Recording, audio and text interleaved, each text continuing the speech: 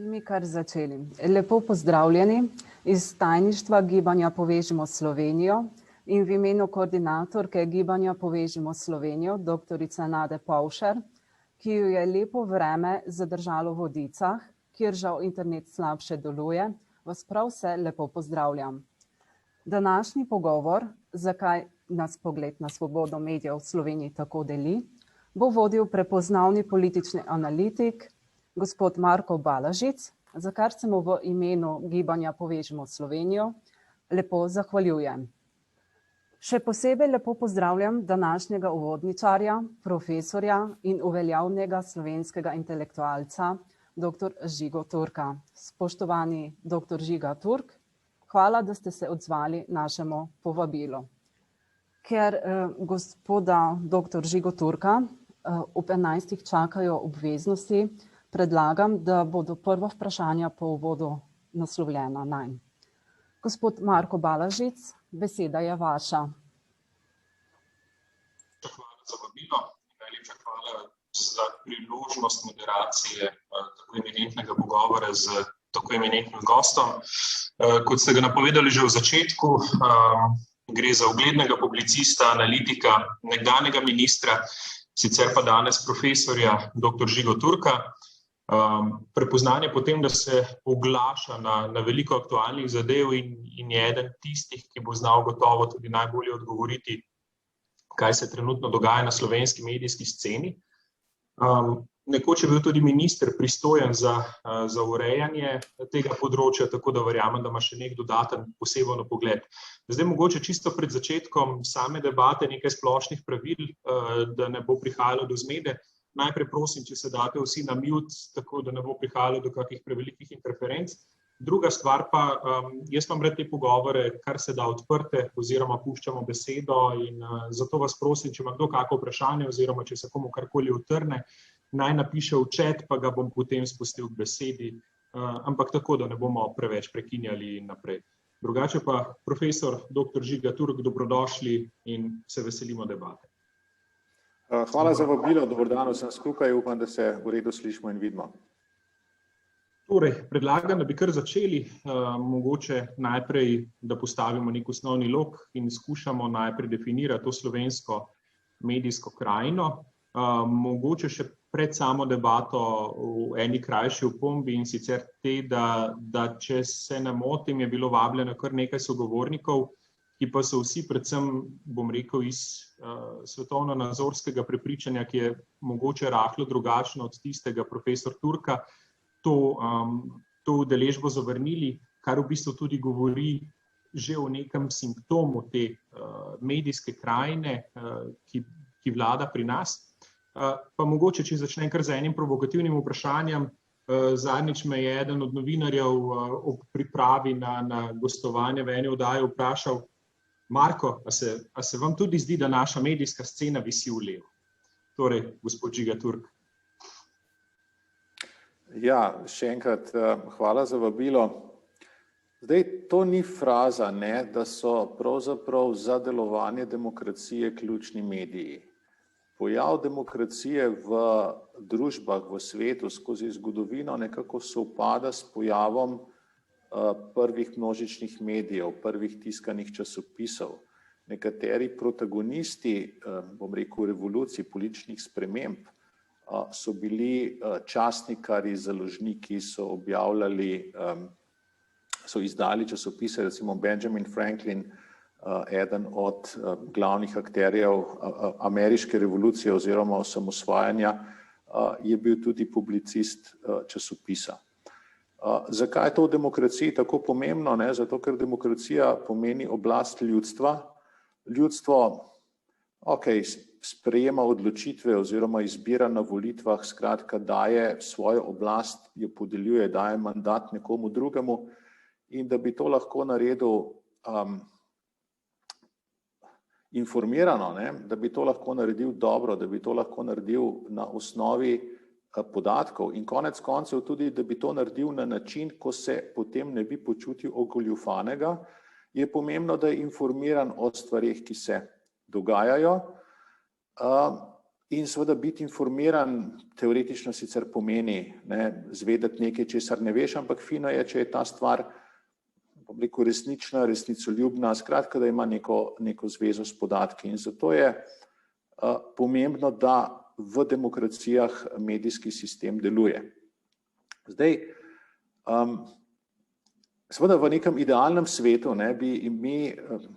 ljudje ne sodelujejo neposredno v dogodkih, niso zraven, ko se zgodi to ono tretje, stvari sprejemajo preko medijev, preko posrednikov. V idealnem svetu bi seveda bili ti mediji resnicoljubni, bi bili objektivni, bi bili neodvisni, bi povedali resnico, samo resnico, nič drugega kot resnico, ampak to je pravzaprav v resnici zelo težko. Nikoli ne moreš prenesti čisto vsega, kar se je zgodilo, že s tem, ko narediš izbor, o čem boš poročal, o čem ne boš. Izločiš kup stvari, poročaš o nekem dogodku, ki je trajal 3 ure v 3 minutah, spet narediš neko poenostavitev oziroma skrčiš zadeve. Skratka, pričakovanje, da bi lahko poročali, da bi imeli nekje neko ministrstvo resnice, ki bi pravilno obveščali ljudi, je razmeroma naivno. Do resnice je pravzaprav še najbolj enostavno, najbolj zanesljivo priti tako, da spremljaš, poslušaš, kaj o neki zadevi pravijo z večjih različnih strani in si potem ustvariš svoje mnenje. Če stvar poslušaš samo z ene strani, potem se ti zgodi, da ti ta ena stran konstruira to medijsko resničnost oziroma dela to medijsko konstrukcijo realnosti, o kateri so tudi levičarji, kot je recimo Chomsky, pisali, o kateri so se pritoževali takrat, ko so bili ameriški mediji nekako v rokah neoliberalnega kapitala, in so razumeli, da to ni v redu. In podobna težava nastane, če je medijski prostor v neki državi preveč nagnjen v eno stran. To pomeni, da ljudje pravzaprav ne pridejo do nekega večjega števila mnenj, ne pridejo do njihovih ušes, oči, ne pridejo različna mnenja in si tako ne morejo ustvariti resnične slike tega, kar se dogaja, in zaradi tega tudi ne morejo v demokraciji sodelovati tako, kot bi sicer, in zaradi tega tudi demokracija pravzaprav ne funkcionira tako, kot bi morala. In mi imamo v Sloveniji vse značilnosti tega, da demokracija pravzaprav ne deluje, da ni zaupanja v izvoljene veje oblasti, da so te veje oblasti šibke, da se vlade hitro menjavajo, da se politične stranke pravzaprav razmeroma hitro reciklirajo, pojavljajo, umirajo in tako naprej. In to je prav gotovo povezano z medijskim prostorom, ki visi v levo. Torej, to vprašanje, pa ti res misliš, da medijski prostor visi v levo, se mi je žal, da sem tako na dolgo odgovoril na to stvar. Jaz mislim, da ti ljudje točno vejo, za koga, kje imajo oni srce, na kateri strani, za koga glasujejo člani njihovih redakcij, njihovi kolegi, koga šimfajo in v koga polagajo upanja. Tako da, mislim, se ni mogoče skoraj resno odgovoriti na to. Ja, seveda, točno podobno dilemo sem imel tudi sam. Zdaj dejali ste v bistvu v odgovoru, da smo ljudje subjektivna bitja, ki v bistvu informacijam pripišemo pomen, ki je skladen z nekim našim svetovnim nazorom. In tako se tudi obnašamo do vseh teh informacij. Ampak v nekem, kot ste tudi rekli, v demokratičnem svetu je pomembno, da te subjektivne poglede posameznika objektiviziramo z pluralnostjo. Kako bi v bistvu, tudi prej sem omenil, da ste bili minister, kako ste takrat razmišljali o tem, kako bi se v tem slovenskem prostoru, za katerega smo ugotovili, da visi v eno izmed strani, kako bi ga v bistvu objektivizirali oziroma kako bi zagotavljali to pluralnost?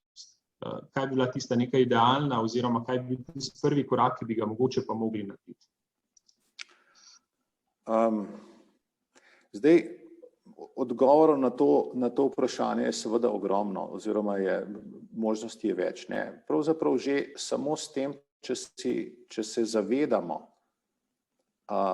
da ta prostor nekam visi, če se zavedamo, da obstaja neka pristranskost, da obstaja bias, da obstaja, bom rekel, barvanje določenih novic v rdečkaste odtenke. Če to vemo in če smo majčkeno sposobni razmišljati, potem tudi iz pobarvanih novic lahko izluščimo, kaj se je res dogajalo, ker nekako diskontiramo tisto, kar nam razlagajo. In to je potrebno narediti in zato se mora vsak posameznik boriti, ker je poznati resnico, kakorkoli stvari obračamo, velika prednost. Na banalnih primerih je to zelo jasno. Če vi poznate resnično vremensko napoved, boste se pametno oblekli in obuli, preden boste šli v službo. In seveda na vseh področjih ni slučajno, zakaj ima resnica tudi, bom rekel, etično, moralno čist drug status kot laž. Splača se, pomembno je vedeti resnico. Resnica je močno orožje, orodje. Kaj se da narediti? Mediji so v velikih težavah. Po svetu na splošno zaradi interneta oziroma zaradi tega, ker prihaja do drugačnih vzorcev posredovanja, komuniciranja in tako naprej. Praktično vse industrije, ki se ukvarjajo z razširjanjem informacij in povezovanjem ljudi, so napadene oziroma disruptirane se strani interneta in podobno se dogaja po svetu, podobno se dogaja tudi slovenskim medijem, ki so, bom rekel, ubrali za rešitev tega problema eno, po mojem mnenju, slabo rešitev. Ta rešitev je, ok, ljudje so vedno več na internetu, vedno manj berejo časopise, vedno manj kupujejo časopise, mi bomo svoje bralce zaščitili oziroma bomo svoj krog bralcev obranili na ta način, da jim bomo servirali tisto, kar želijo brati. Nazadnje bodo naročnino na nek časopis, recimo na neko Mladino, odpovedali goreči zagovorniki tega, za kar Mladina je, in seveda zato bo Mladina in lahko bi naštel še enih 5 drugih podobnih medijev, bodo, bom rekel, pihali na dušo svojim bralcem.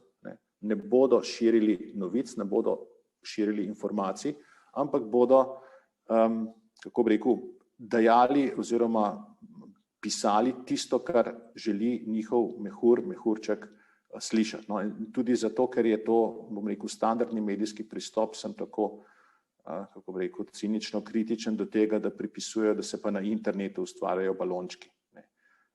Ne, ustvarjajo se povsod. Potem imate pa medije, ki so v izrazito boljšem položaju, ki niso na trgu, ki dobijo, bom rekel, ček vsak mesec. Eden od teh medijev je RTV, drugi od teh medijev je STA. Skratka, bom rekel, javni mediji, javne radiotelevizije, ki so poznan medijski model vsaj v Evropi, ki bi v teh časih, ko je potrebno ustvarjati neko skupno razumevanje realnosti, ki se je razbilo zaradi tega, ker so šli strankarski oziroma opredeljeni mediji vsak na svojo stran, bi ti mediji, ki se ni treba pravzaprav boriti z objavljanjem novic, ki bi jim ljudje pritrjevali, možnost, da bi to skupen pogled na stvari vzdrževali. In žal tega ne delajo. Jaz mislim, da je tukaj velikanska napaka, ki jo dela tako nacionalna radiotelevizija. Za STA težko trdim, ker jo ne spremljam ali pa zelo redko spremljam karkoli neposredno. Ampak to bi bil preživetveni model, ki bi opravičeval, da je nek nacionalen medij še vedno, bom rekel, prisilno davkoplačevalsko javno financiran, če bi ustvarjal neko skupno sliko resničnosti, kjer bi bil prostor za poglede z različnih stvari. Glede na to, da vse ostalo propada, glede na to, da se vse ostalo razmeroma močno strankarsko profilira, bi tak medij v veliki meri rešil situacijo, ne.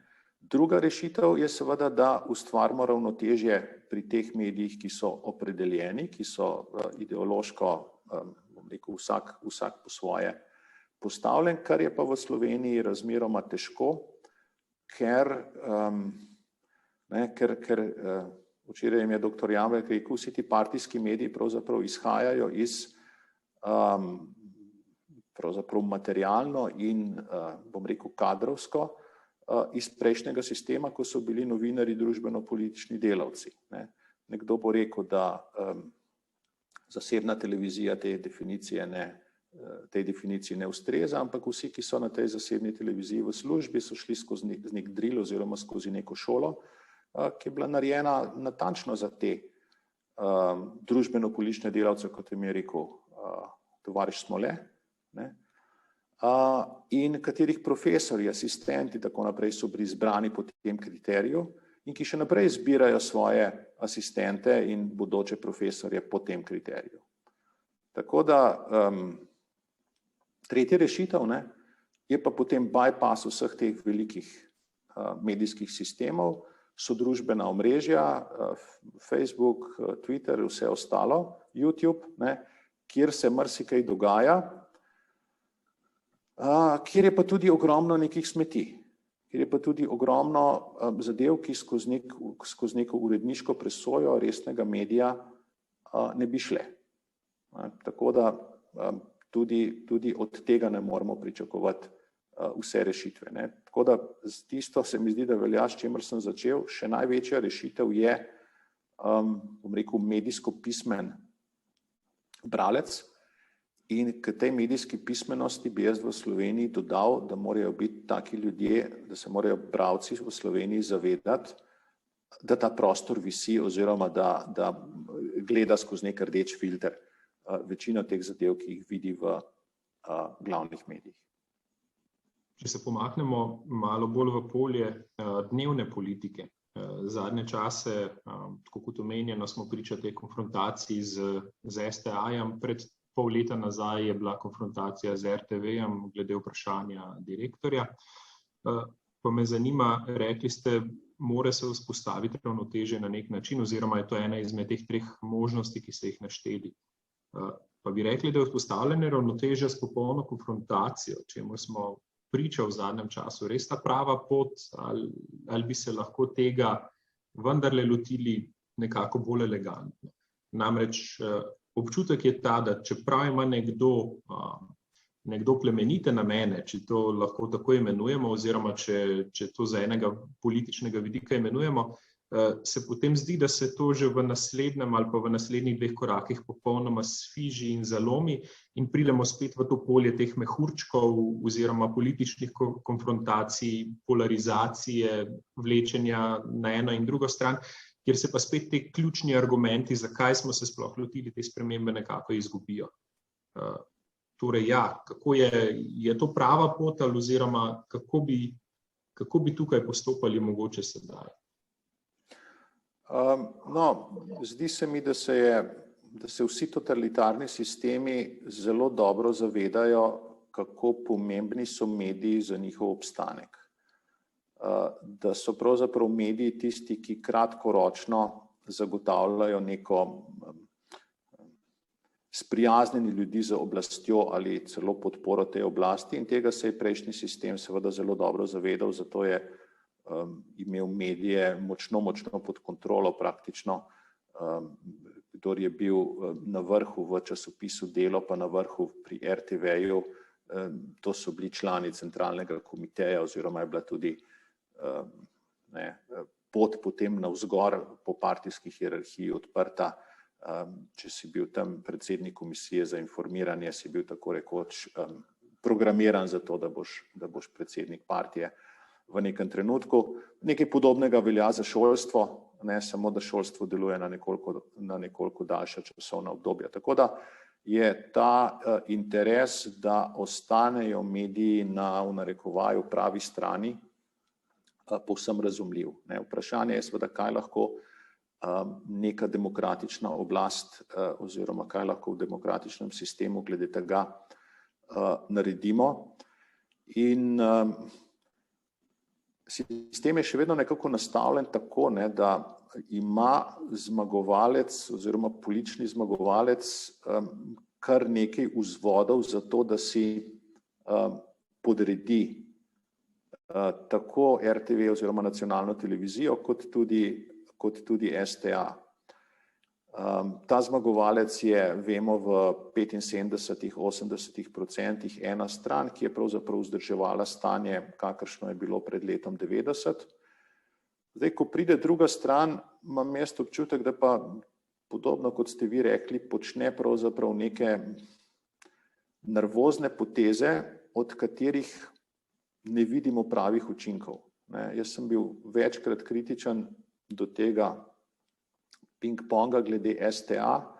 Mislim, da je to vlado do zdaj veliko stalo, veliko težav je zaradi tega zapenjanja za STA-jem nastalo.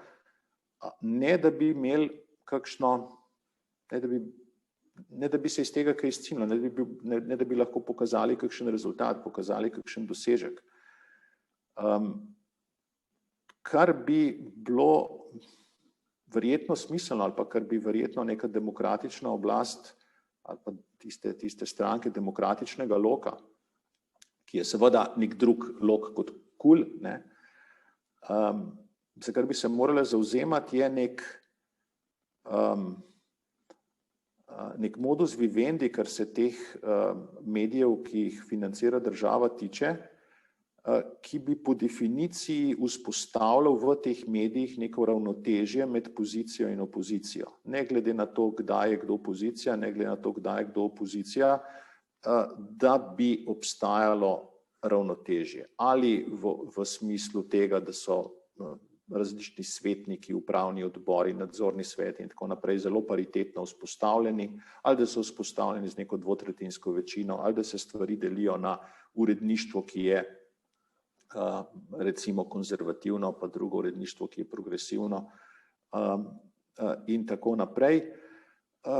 Neki tako, bom rekel, rokovnjaško zvijanje rok se mi zdi, da pa razen podpore lastnih gorečih privržencev, ki seveda navijajo ob tem, nima nekih pravih učinkov. No, jaz mislim, da bi morali vsi skupaj stopiti korak nazaj in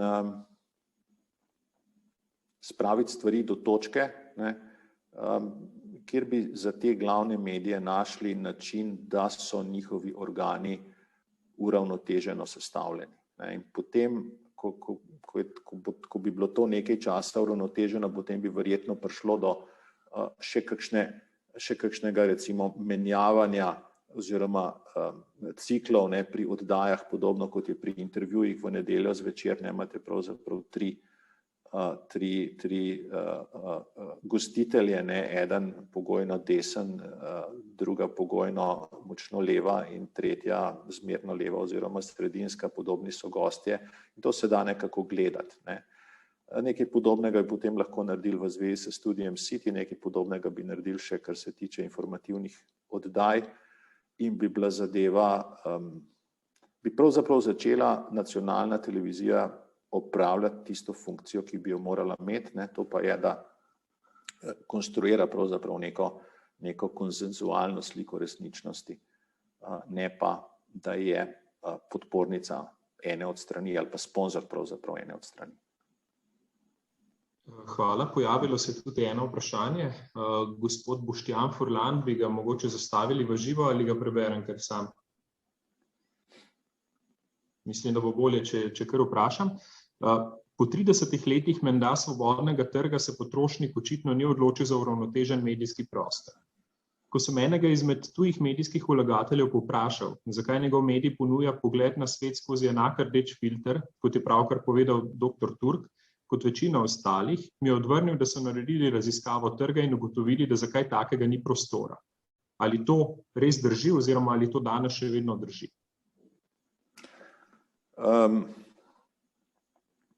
Mediji so v velikih težavah oziroma so v zatonu. Časopisom naklade padajo zadnjih 20 let zagotovo. Gledanost linearne televizije, se pravi, da se usedeš pred televizijo in nekaj gledaš, mislim, da imajo vedno manj oči pred seboj. In v takih razmerah štartati za novimi projekti je težko. Spomnimo se poskusov recimo pokojnega Danila Slivnika z Jutranikom, s časopisom, enostavno ni šlo, da se vzdrževati neko tradicijo, da se vzdrževati tisto, kar je podedovano odprej in zadeva funkcionira. To je, kar se tiče naročnikov. Druga zadeva, kar se tiče oglasov in oglaševalcev. En velik del oglaševalskega kolača v Sloveniji ne predstavljajo neka avtentična zasebna podjetja, ampak predstavljajo podjetja, ki so na tak ali drugačen način povezana z državo. In kje bodo ta podjetja oglaševala, seveda ni odvisno samo od njihove poslovne politike, ampak od marsičesa. Skratka, tudi naša ekonomija je v veliki meri plod dediščine iz prejšnjega sistema in je zato, bom rekel, nekoliko težko najti poslovni model, ki bi v Slovenijo pripeljal neko uravnoteženost. No, potem je pa tako, potem se pa najdejo vlagatelji, ki pa vlagajo v Slovenijo, vlagajo v zasebne medije, pa so vsi križi dol. Pa smo slišali pozive pravzaprav od predsednika vlade prejšnjega, da bo hvar v takih medijih oglaševati, ko je nekdo prišel zasebno in poskuša nekaj narediti. Tako da je mečkano, ni povsem pošteno postavljati podton v teh vprašanjih. Če se zdaj vrnem mogoče nazaj na prejšnji del debate, ste rekli, mogli bi se lotiti vseeno nekih sprememb.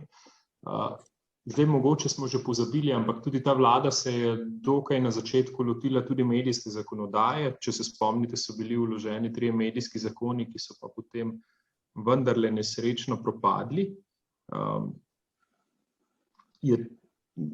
Mogoče pripisujete zdaj to polje nekemu zadnjim ustalinam teh nekih omrežij oziroma nekih pridobljenih monopolov, o katerih smo govorili prej, gre za vendarle demokratični prelom, ali mislite, da se bo ta stvar samo še bolj zaciklala?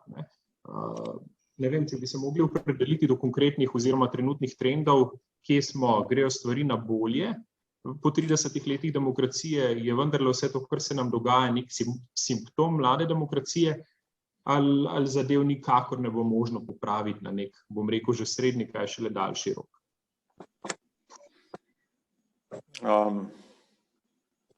Kaj pa vem, pravzaprav bi težko rekel, da gredo stvari na boljše. Smo sicer včeraj slišali dr. Jambreka, ki se mu zdi, da so to, bom rekel, zadnji udarci z repom umirajoče zveri, ampak deluje pravzaprav ta zver kar agilno. Tako da ne vem. Nekaj ste me vprašali na začetku v zvezi z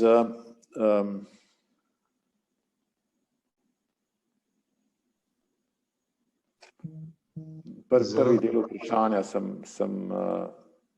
Ja, prvi del vprašanja, če je v bistvu ravno to, ker tukaj sem se navezoval na to tezo gospoda Jambreka, ki v bistvu reče, da je nekako v sozvočju s tem demokratičnim razvojem in da bolj postajamo demokratični, bolj se naši otroci učijo nekih vrednot demokracije, manj bo takih zadev oziroma takih ekscesov, ki smo jim lahko priča danes.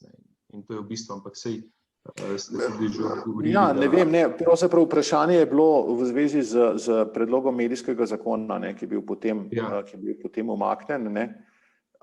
Ta medijski zakon, kako bi rekel, ni bil kot sem ga jaz bral, ni bil desničarski. Ne. Ta medijski zakon je šel pravzaprav točno v smeri, da bi zagotavljal neko pluralnost pri teh medijih, ki jih vsi financiramo. Ne. Žal, glasovi, ne, oziroma razmerje moči znotraj parlamenta očitno ni tako, da bi nek tak zakon bilo mogoče sprejeti. Se bojim, ne, da so se nekateri koalicijski partnerji nadejali, da če bodo proti taki rešitvi, da bodo imeli v teh medijih, bom rekel, boljši tretma. Zdaj, a se je to obneslo ali se ni, ne vemo. Ampak ostaja dejstvo, ne, da je marsikakšna stranka, predvsem manjše stranke, tiste stranke z krajšo tradicijo, da so pravzaprav one odvisne od medijev in ne mediji od njih. Ne.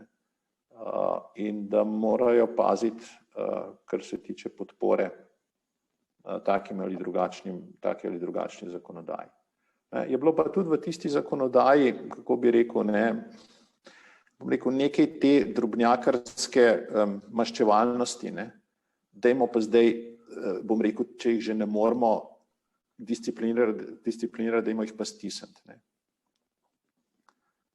Bolj smiselno bi bilo delati na tem, da se s časoma nevtralizirajo. Ne. Omenili ste, da so najmanjše stranke, da se pritiska na njih, da se te spremembe ne naredijo, ker so fundamentalno odvisne od medijev. Če se pa zdaj premaknemo k največji stranki, pa lahko vidimo, da se je odločila za to strategijo bypassa. Ena izmed teh treh možnosti, o kateri ste prej govorili. Nekaj je seveda ta izgradnja svojih medijev, ki v bistvu nagovarjajo tvoje volilno telo, ampak konkretno predsednik vlade se v medijih dokaj malo pojavlja, zelo je pa prisoten na socialnih omrežjih. Zakaj je temu tako? Gre za sledenje neki politiki, ki jo je vzpostavil prejšnji ameriški predsednik in nagovarjanju volilnega telesa, ali je tukaj kaj več v ozadju? Zdaj, nekatere teze govorijo o tem, oziroma nekatere ocene govorijo o tem, da predsednik vlade tu pogosto zamegljuje funkcijo predsednika vlade in predsednika politične stranke. In v bistvu skozi ta kanal nagovarja, namesto da bi nagovarjal celo Slovenijo, kjer praktično lahko vidimo, da novinarji dobivajo informacije bolj ali manj na ta način, da pa v bistvu on strogo nagovarja svoje volilno telo. Se s to oceno strinjate? No, najprej moram reči, da seveda mediji, ki so blizu SDS, če tako rečem, ne, so zelo dobrodošla popestritev medijske scene v Sloveniji. Ne. Možno je nekje prebrati, kako pa zadevo interpretira druga stran.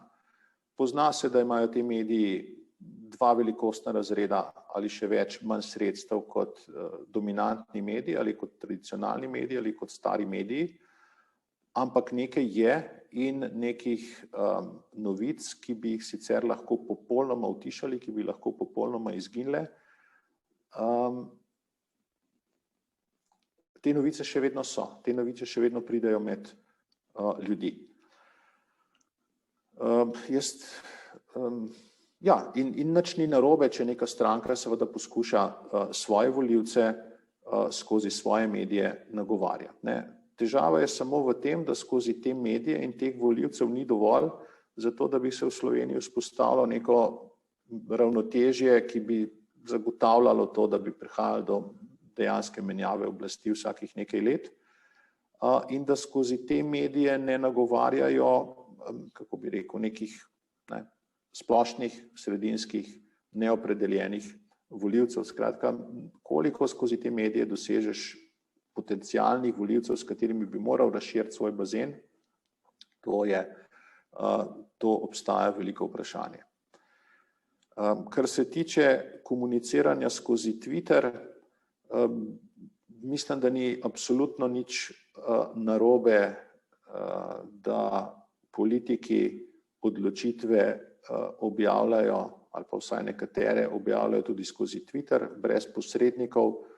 To pomeni, da je en filter manj pri tej bom rekel, konstrukciji resničnosti. Težava, ki v teh tweetih nastopi včasih, je, da niso predsedniški, niso bili Trumpovi predsedniški in tudi kakšen Janšev tweet ni predsedniški, predsedniški vlade Republike Slovenije, še manj predsedniški predsednika Evropskega sveta, kar je leta 2008 bil. Ampak to je njegov stil komuniciranja, na ta način je gotovo popularen med njegovimi volivci in tako to je. So pa potem drugi politiki oziroma so druge stranke, ki stvari delajo drugače. Kako pa gledate še na drug trend, ki se je v tem političnem boju za oblast pojavil v zadnjem času in sicer internacionalizacijo teh sporov?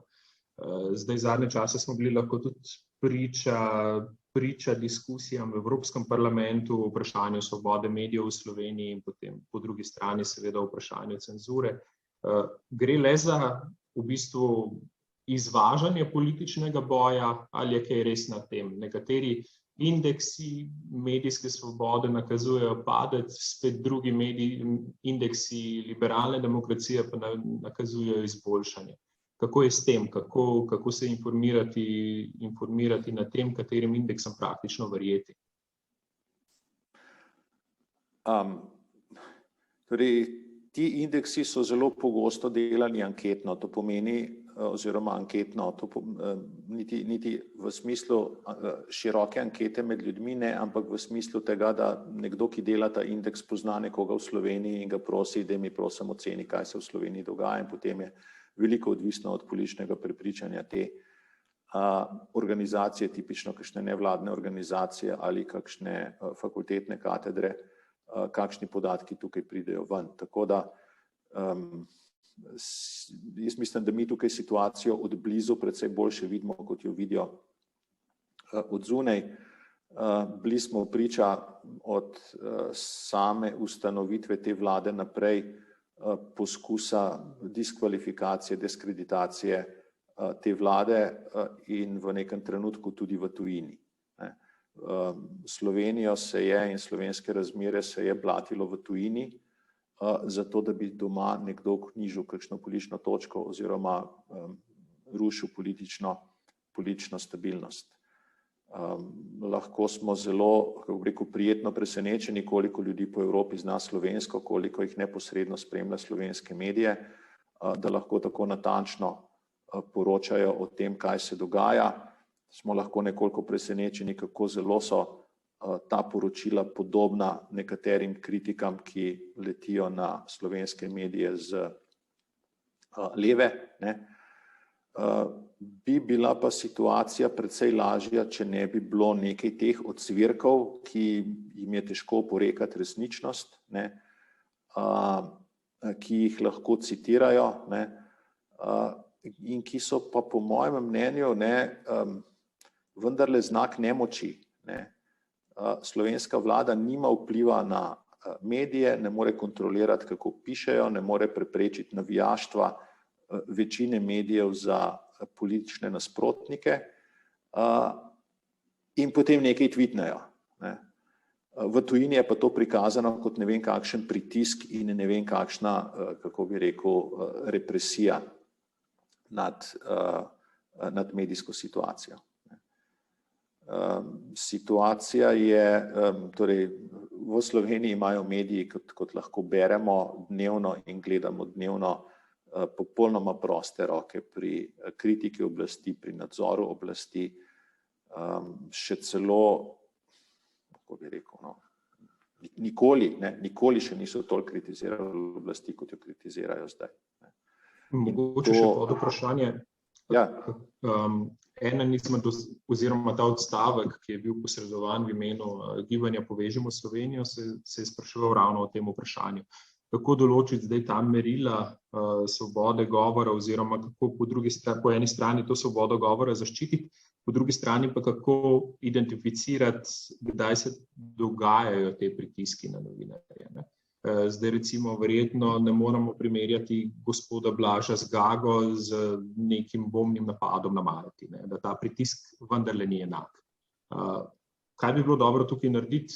Bi mogli to tudi iskati v nekem političnem širšem diskurzu, kaj je dovoljeno, kaj ni dovoljeno, ali je to čist, tako kot sem že prej ugotavljal, stvar nekega političnega boja? Torej, Blaž Zgaga je dobil isto nagrado kot marsikakšen novinar, ki je imel resne težave, ki je preživel leta in leta v zaporu, ki so ga pretepali, ki so mu sesuli družino, zasebno življenje in tako naprej. Tisto, kar se je Zgagi zgodilo, je, da potem, ko je provociral in grdo pravzaprav pisal o predsedniku vlade, mu je pač par stvari povedal nazaj, tako kot bi mu, ne kot predsednik vlade, ampak tako kot, kako bi rekel, zasebnik. Ne. In Zgaga se je potem v najboljši maniri nekega nogometnega igralca vrgel po tleh in se držal za kolena in se valjal, kakšen favl se mu je zgodil. Ne. Če bi bila medijska situacija v Sloveniji nekoliko bolj uravnotežena, če bi bilo navijaštvo ene strani nekoliko blažje, bi bila tudi zamera, nervoza na drugi strani dosti manjša. Veste, zelo težko se je leta in leta, ko te napadajo, ko te blatijo, ko ti dajejo take in drugačne naslovnice na revije, kako bi rekel, nastavljati drugo lice. Vsi smo na koncu ljudje in je težko. Je težko. Še eno vprašanje se je pojavilo, gospa Mojca Galun. Ali ni namen medijev, da so od vlade neodvisni? Zakaj je to, da nimajo nadzora, lahko dovolj dobro opravičilo za neprimerne tvite? Torej, pri nas obstaja ena, kako bi rekel, buzzword oziroma neka kvaliteta, ki pripisujemo nekako največjo vrednost, kar se tiče medijev, in to je, da so mediji neodvisni. Ne.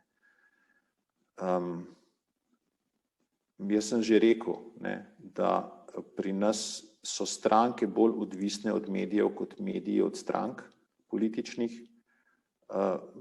Nekateri mediji imajo večje redakcije, večje finančne aparate, več ljudi, ki so sposobni nekaj premišljati, večje zvočnike, kot jih imajo politične stranke, tako da tukaj moč v Sloveniji, ne, je absolutno taka, da v primerjavi z drugimi demokracijami so pri nas politične stranke izrazito nemočne.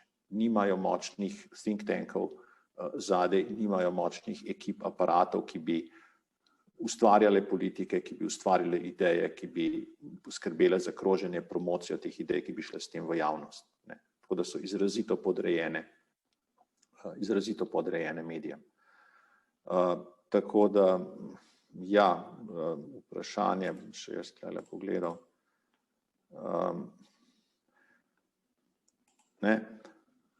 Neodvisnost, ne. Mene bi bolj zanimala resnicoljubnost teh medijev, pa bi me zanimala uravnoteženost teh medijev. Ne. To dvoje brez neodvisnosti ni mogoče, ampak je pa en korak naprej od neodvisnosti. Ne. Nihče si ne želi medijev, ki pišejo po nareku, ampak naši mediji so že postavljeni tako, da jim pravzaprav ni treba kaj dosti naročati, pa bodo pisali velika večina, ne, na en način. Kot nek strankarski medij, ki je pa desen, ne, se je tudi neodvisen, se tisti ljudje, ki so tam zaposleni, imajo določeno mnenje, se zato so pa tam, oni pišejo, kar hočejo, pa je to pač všeč na desni strani. Ne. Težava je samo v tem izrazitem nesorazmerju, ki je verjetno 10:1 ali pa 50:1, ne, v korist bom rekel, naprednih medijev, če temu tako rečem, in v škodo konzervativnih medijev. In glavna težava tukaj ni ta, ne, da konzervativni mediji ne obstajajo. Ne. Težava je ta, da lahko nekdo, nek prebivalec Slovenije v celotno svojo medijsko konzumacijo izvrši v okviru tega mehurja levih medijev, sploh ne vidi ničesar, kar je zunaj. Medtem ko se nam to ne more zgoditi. Jaz ne morem ostati v področju nekega svojega, recimo temu desnega ali pa konzervativnega mehurčka. Enostavno preveč vsega tega okrog, vedno vidim še kaj meni druga stran. Medtem ko je večina Slovenije informirana pa enostransko. Gospa Galun, ste zadovoljni z odgovorom ali bi želeli še pod vprašanje? Če sem prav zasledil, ste se priklapljali, odklapljali, tako da ste imeli še kako misel, verjetno. Ne? Dobro, potem gremo naprej. Zdaj približujemo se počasi zaključku našega pogovora, to se pravi še 10 minut.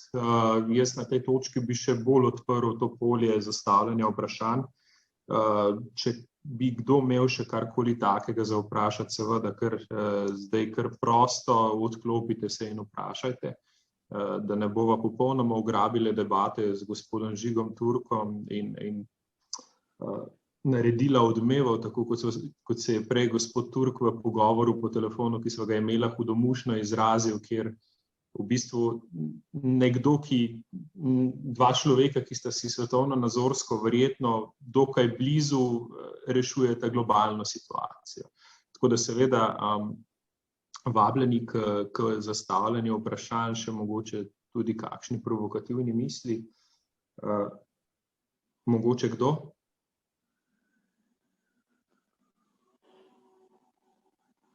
Ne, torej dobro, gremo še naprej. Zdaj, včeraj ste, oziroma v soboto ste v kolumni zapisali, oziroma ste pisali v Sviščevem letu, o enih stvareh, ki se stalno ponavljajo, stalnih temah, ki se ponavljajo. Zdaj smo tudi občutek, da je ta pluralizacija medijev, oziroma urejanje pluralizacije medijev točno sodi v eno izmed teh tem. Malo sem pobrskal po spominu in ugotovil, da ko smo bili še v gimnaziji, smo ob ustanovitvi nekega krožka je bila prva debata, pa to je bilo leta 2002, če se ne motim, namenjena ravno vprašanju pluralizacije medijev. In v bistvu nismo nikamor prišli. Sodi to mogoče imamo mogoče kdaj prevelika pričakovanja, da bi morala dejansko to urediti politika ali mislite, da se bo to uredilo samo od sebe v demokraciji skozi leta? To se malo navezuje na tisto vprašanje prej mlade demokracije 30 let.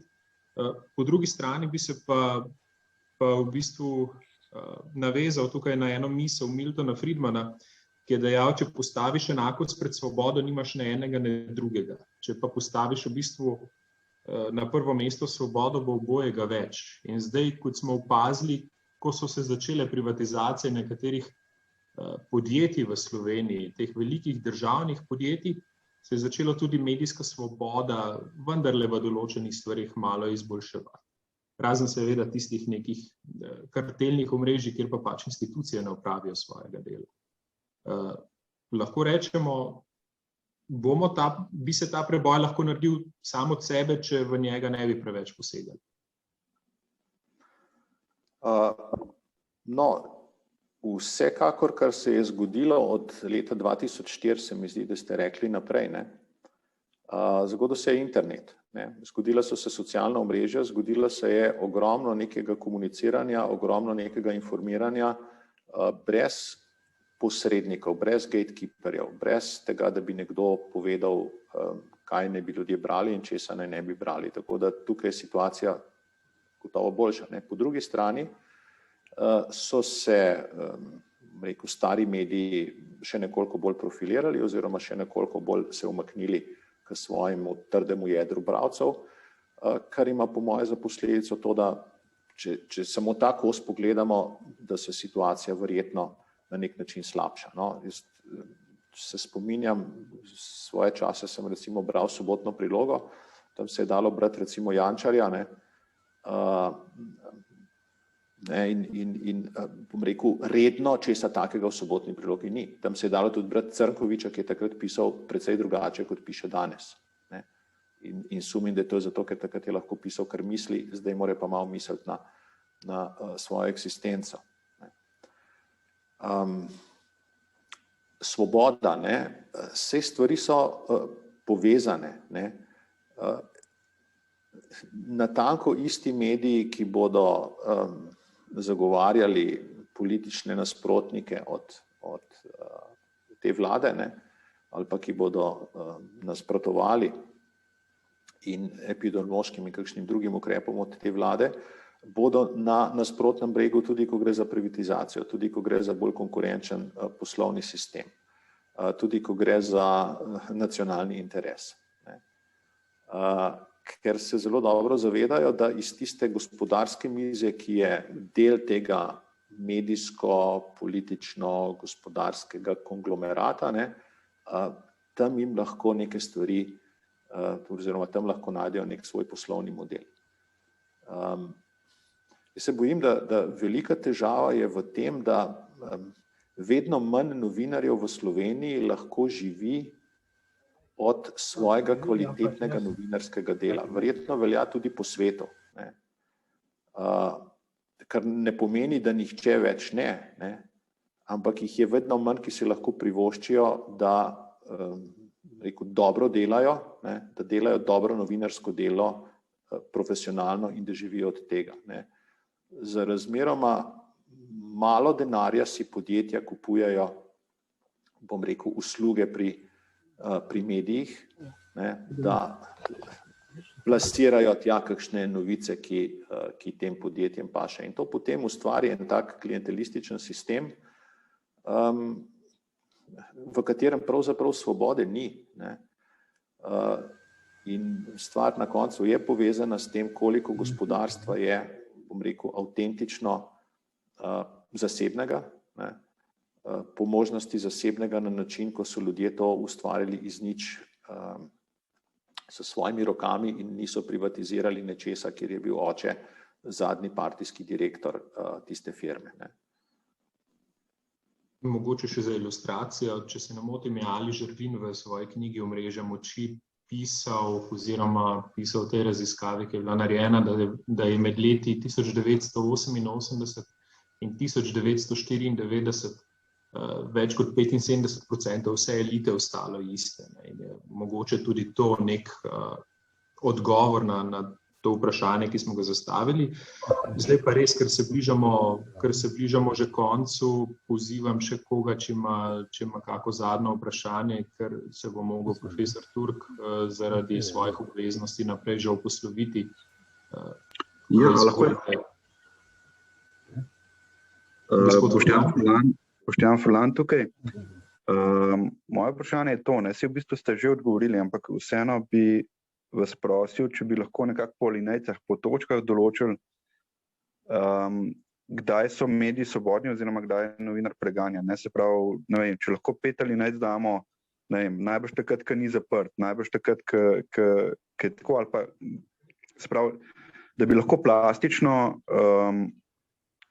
in hitro določili, kdaj je medijska svoboda preganjena, ker očitno se mi res pogovarjamo tako, da glede na politično prepričanje je preganjan ta in ta, ali pa na drugi strani nekdo drug preganjan, v resnici pa pač se nam ne dogajajo stvari tako kot v Belorusiji, pa še kje drugje po svetu, hvala Bogu seveda, da je temu tako, hvala.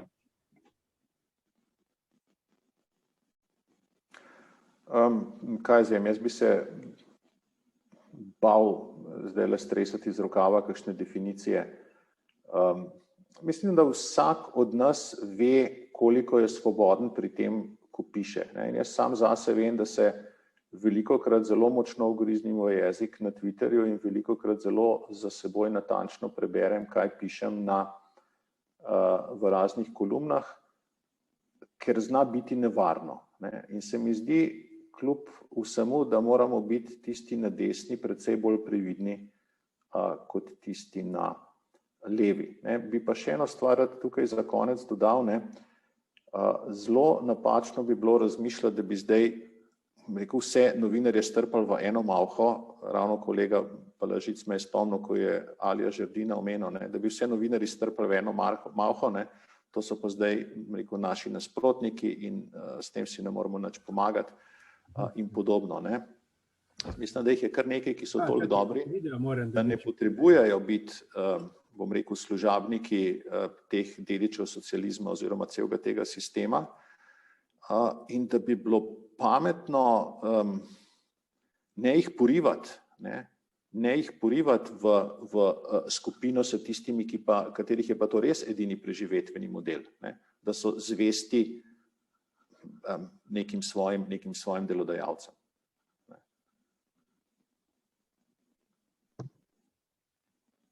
Torej, jaz predlagam, da zdaj na tej točki zaključimo. Jaz se gospodu Žigo Turku najlepše zahvaljujem za debato in za možnost podajanja teh nekih pogledov na našo medijsko krajino in vendarle nek razvoj dogodkov naprej. In upam, da se še kdaj dobimo v kakem podobnem omizju, kjer bomo lahko še dodatno pretresali misli. In če se ne motim, je ravno to tudi eden izmed pogledov gibanja Povežimo Slovenijo, kjer skušajo povezovati preko političnih polov in se ukvarjati ravno s temi zadevami soočenja pogledov in v bistvu preko kritične debate najti neke rešitve, ki bodo za Slovenijo vendarle trajne in vključujoče. Ker nas je samo 2 milijona in večno polarizirani ne moremo biti, predvsem pa je to neka stvar, ki nam ne omogoča preživetje oziroma ne omogoča tega, da bi izpolnili potencial, ki ga vendarle imamo v sebi. Tako da najlepša hvala za debato, najlepša hvala tudi vsem, ki ste se te debate udeležili in tako kot rečeno, se vidimo naslednjič. Želim vam lep začetek tedna in nasvidenje. Nasvidenje.